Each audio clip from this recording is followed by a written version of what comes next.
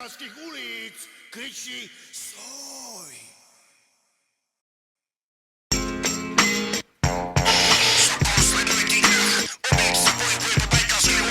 Sokol, udržujte primeraný odstup na tým pardom motorového vozidla 1 subjekt. Pokračujte v prenasledovaní. Molok vľavo, agresívne oko.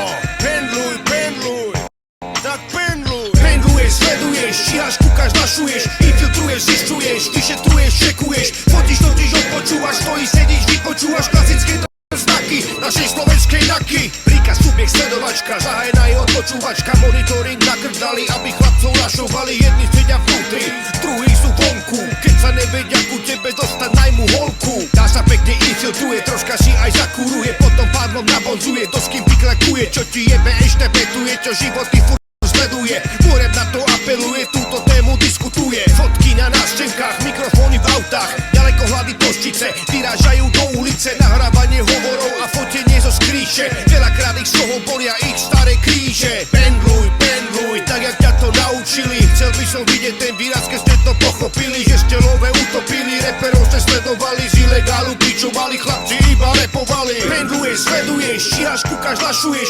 infiltruješ, zisťuješ, vyšetruješ, čekuješ, fotíš, totiž, odpočúvaš, stojíš, sedíš, vypočúvaš klasické to znaky našej slovenskej naky. Vypadá jak vagabund, lenže je to tajný, čo na ulici vybavuje Natáňa Šalajný. Má so sebou čajku, čo mu robí svetka, je to kurva tajná, aj keď vypadá jak štitka. A za rohom sedí čavo za černými sklami, celý tento dej dokumentuje fotkami.